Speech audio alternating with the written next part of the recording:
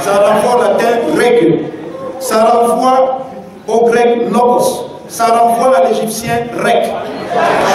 Là, vous avez l'idée d'une mise en ordre politique, politicus en latin, politas en latin, polis en grec, père en égyptien. Ça renvoie à l'idée d'un ordre politique qu'il faut considérer comme une maison. Parce que ici, la source, c'est l'égyptien. Et cet égyptien, on le retrouve dans les langues africaines. Père en langue d'Umba, maison. Polo en Douala, place, lieu. Bélé ambassade, lieu. Pola ambassade, lieu. Afola petit, lieu. Troisième chose. Police renvoie chez les Grecs à la notion de société. Parce que les Grecs n'ont pas une distinction entre ce qui serait la societas et la politas ou la civitas. Les Grecs mettent tout ça dans polis. C'est chez les Romains qu'existe la notion socius qui va donner societas et qui elle aussi renvoie fondamentalement, linguistiquement à une archive nigéro-congolaise, négro-africaine.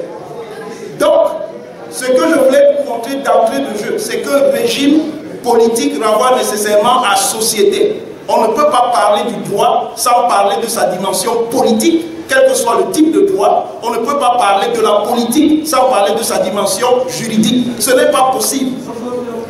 Deuxième chose, considération anthropologique et historique. S'il y a un droit de naissance entre le droit et la science politique, c'est la science politique.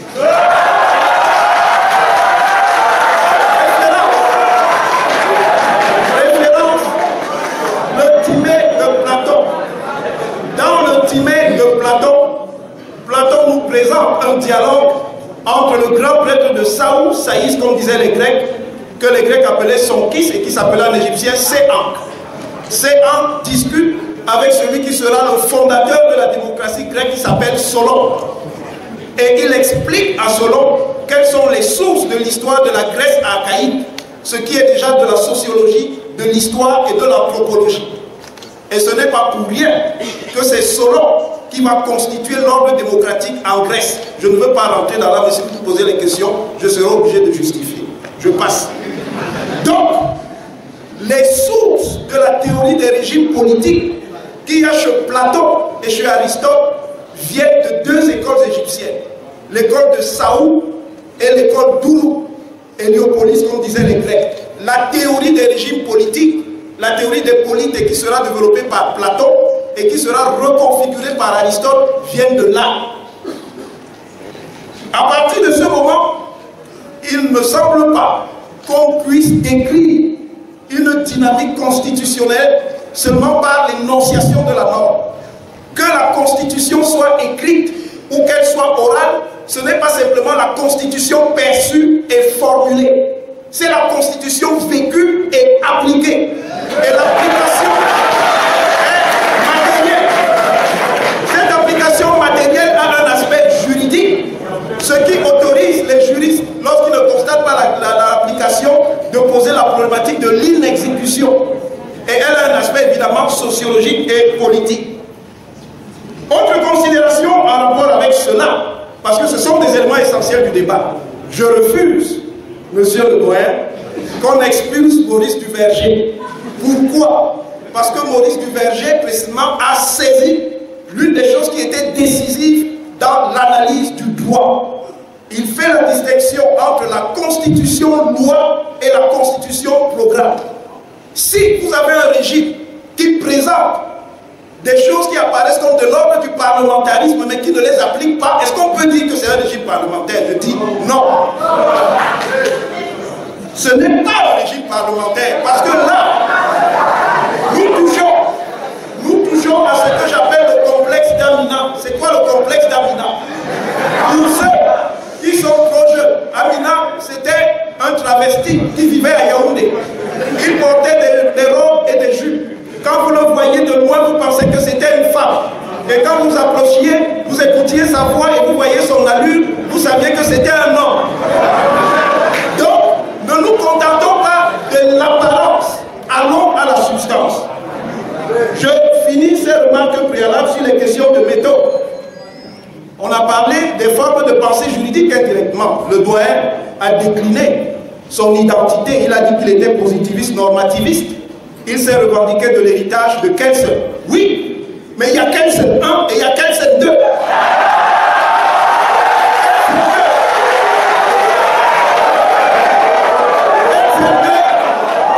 C'est la théorie générale de l'État.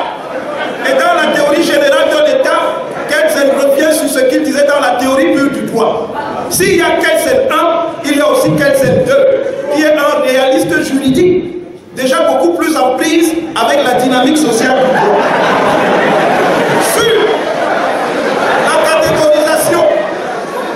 Sur la catégorisation, s'il vous plaît, moi, je ne dirais pas que je suis positiviste, ou que je suis constructiviste, ou que je suis normativiste. Si j'étais positiviste, je dirais que je suis équiste. Et qu'il dit qu'il a dans les langues bantoues signifie la norme posée. Si j'étais normativiste, je dirais que je suis mbendiste. Mbenda, mbend, mvende, décrivent la norme. Si j'étais constructiviste, je dirais que je suis moulonguiste, moulongo, comme disait l'anthropologue Dika Abou. Si j'étais institutionnaliste, je dirais que je suis téliste.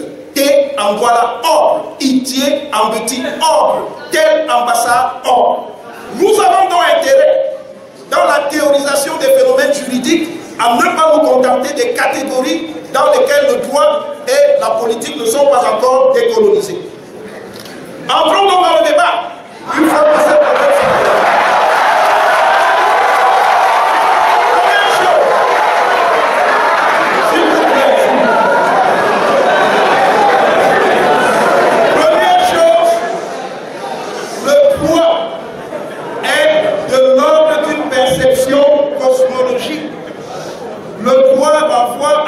cosmologie. Et tout ordre juridique est un cosmos.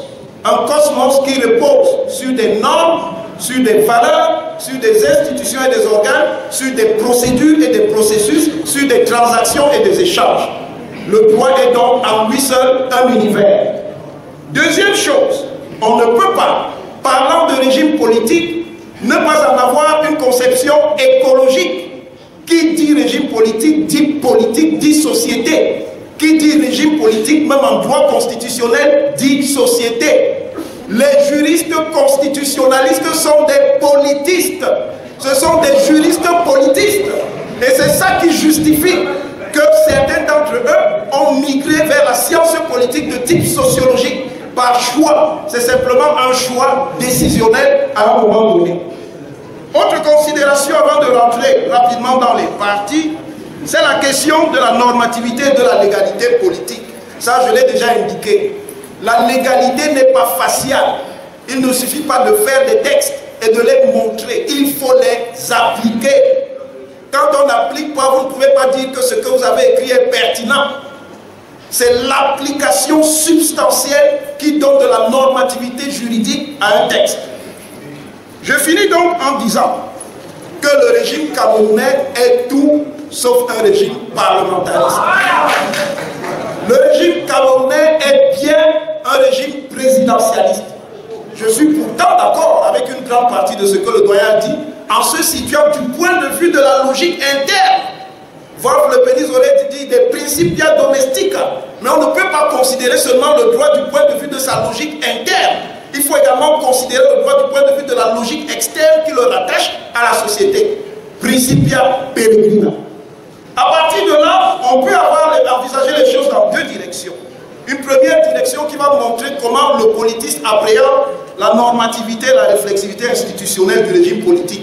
Un régime renvoie toujours évidemment à un ordre normatif. Régio renvoie à normatif, mais qui renvoie à équarrissage, à mise en ordre. Un régime renvoie également à une réflexivité. Ça veut dire que dans un régime, il y a un ensemble de principes politiques. Voilà pourquoi les constitutions commencent par un préambule où, en quelque sorte, on présente, comme le doyen a fait, son identité. Sauf qu'on peut présenter son identité et en avoir une autre en réalité. Dans ce cas, on va aller très vite. On va évoquer en grand temps les montages nomologiques du pouvoir. La constitution camerounaise définit bien des normes. Un système de normes qui montre que c'est effectivement une norme des normes. Pour parler comme Carl Schmitt, une norme normale, c'est une loi fondamentale. Ça, c'est indiscutable. Il y a bien un système de normes qui est déployé. Il ne s'agit pas ici d'y rentrer. Vous avez le texte, vous pouvez voir. Deuxième chose, à partir du moment où on le voit, c'est qu'une constitution a des valeurs. Et la constitution camerounaise présente des valeurs. Premier élément que vous devez retenir, c'est qu'il y a un habillage élégant de l'idée que le Cameroun est un État parlementariste. Pas simplement dans le sens indiqué par le doyen. Ici, État parlementariste ou État parlementaire renvoie à la notion de Norbert Elias sur la manière dont la parlementarisation, entendait la démocratisation représentative, a civilisé les mœurs politiques en Occident. L'État camerounais, dans ce système de normes, se présente comme tel. Deuxième idée, l'État camerounais a un profilage national d'un régime pluraliste. Dans la Constitution, on vous indique qu'effectivement l'exercice de la souveraineté se fait avec le concours des partis politiques. On ne dit pas le parti politique. C'est donc bien l'idée d'un régime de pluralisme constitutionnel. Troisième idée, c'est une société constitutionnaliste.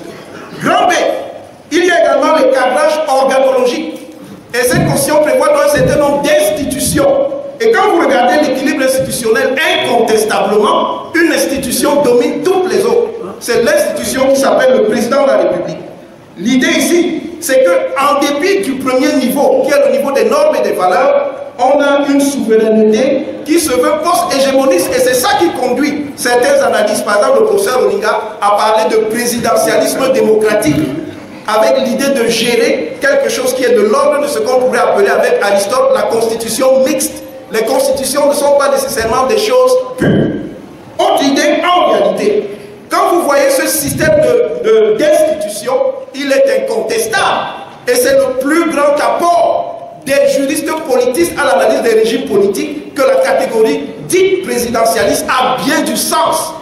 C'est une catégorie fondamentale pour comprendre comment l'organisation du droit politique se fait, non seulement au Cameroun, mais dans les sociétés africaines ou en Europe. Troisième idée, quand vous regardez les mécanismes qui organisent les rapports entre ces organes, vous voyez très clairement, le professeur Guy Dola a indiqué rapidement, qu'il y a un verrouillage du système présidentialiste. Et on va voir à la fin que c'est ça qui fait naître ce que Bakary appelle l'État président. C'est-à-dire le fait que l'exorbitance de la puissance étatique présidentielle bloque l'ensemble du système institutionnel et fait que l'État à lui seul se résume au président.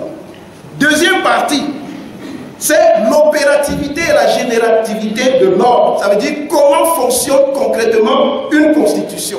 Voilà pourquoi je disais que la constitution, ce n'est pas la constitution perçue, qu'elle soit écrite ou qu'elle soit coutumière. C'est la constitution vécue, appliquée. Que la constitution soit coutumière ou qu'elle soit écrite, si on n'applique pas ça, vous ne pouvez pas dire que ce qui est écrit est pertinent. Ça n'a aucun sens.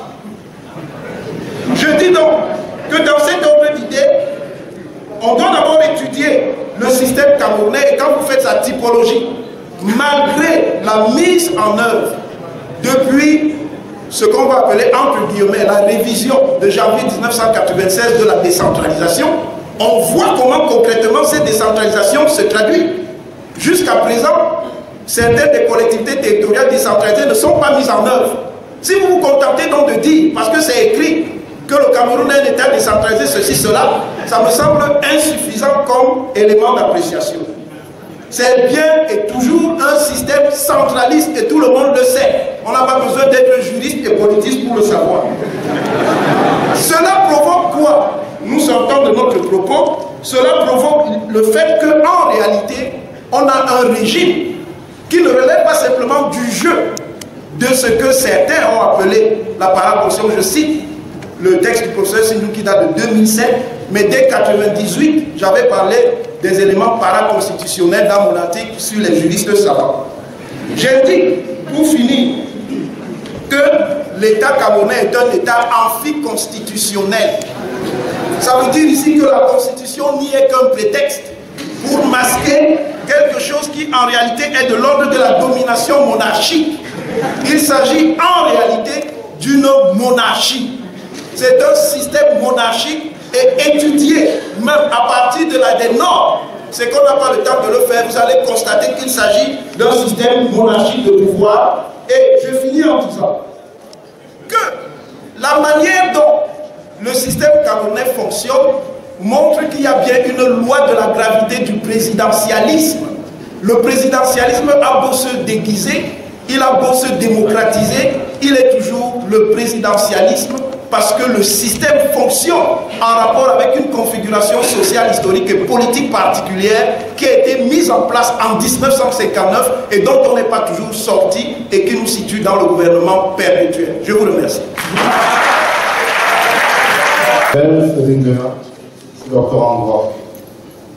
Je voudrais poser la question au docteur Mathias Orlandini relative à son intervention et elle sait savoir que peut-on faire comment peut-on définir la science finalement. Cette question relative a un lien avec l'autonomie de la science et partant de la classification des concepts. Et de ce point de vue, pour rendre la question plus pratique, à quel niveau se situe-t-on la différence entre un régime politique et un système politique? Merci. Mais ma question est posée à l'endroit du professeur Madame.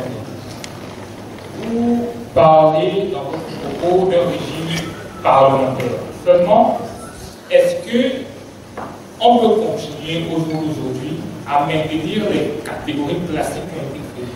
Pourquoi? Parce que, à la vérité, il y a l'évolution des institutions, il y a l'évolution des pratiques institutionnelles et juridiques, toute chose qui permet, à la fin de compte, d'aboutir à une sorte de typisation des régimes et des systèmes. Il y a des noirs, il y a des blancs, et alors on a fait la création d'un nouveau cadre, une nouvelle race, les métis.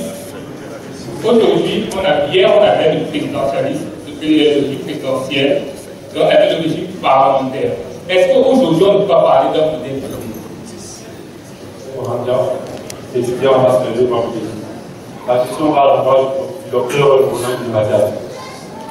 Il est un truc que quand on regarde la structuration de notre ordre juridique, on se rend compte que les rédacteurs de notre constitution sont arrangés à arroger au chef de l'État la classification des pouvoirs. Ma question est la suivante. Peut-on dire que le Cameroun est un exemple de démocratie?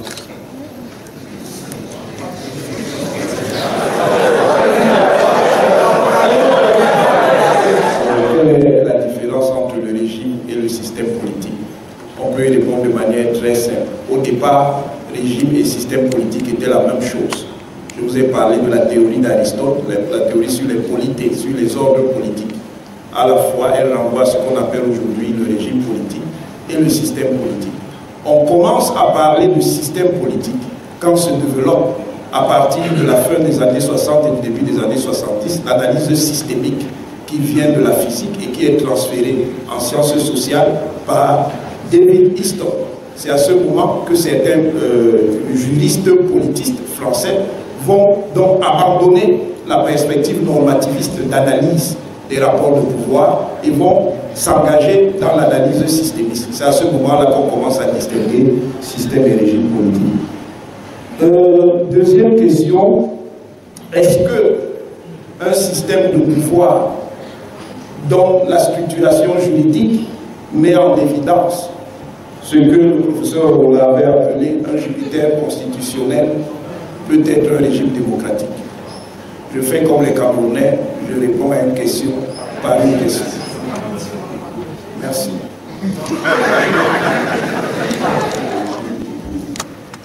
Voilà une question qui aurait pu faire l'objet de thèse. Parce que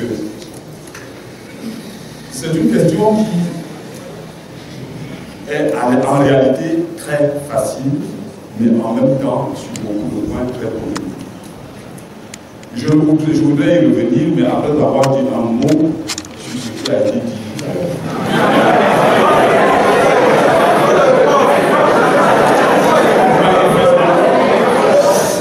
Manifestement, le docteur Roland il est fâché avec vous. Il n'aime pas le droit et il dénie au droit le droit d'exister. Il prend les modes d'analyse extra-juridiques et nous les impose. Non, ça ne se passe pas comme ça.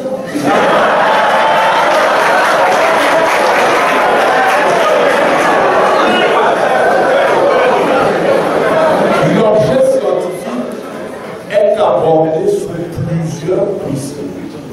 Vous avez le prisme de la science politique. Je n'ai pas la prétention de penser que la science politique est phagocytée par le droit. Je n'admets pas non plus que l'on pense que la science politique a phagocyté le droit. Non, il y a des champs d'analyse qui sont différents, avec des techniques différentes, qui peuvent être complémentaires, j'en conviens, mais qui n'amènent pas que l'une présente ses lettres de créance avec autorité incontestable. Non. Docteur Hollande, il ne faisait pas comme ça. Docteur Hollande dit, le droit et surtout la théorie normativiste est aujourd'hui l'une des rares à avoir intégré la question de l'application du droit dans ses analyses. Je n'en prends comme exemple que la théorie de l'entrée en vigueur. Aujourd'hui, ce n'était pas le cas souvent,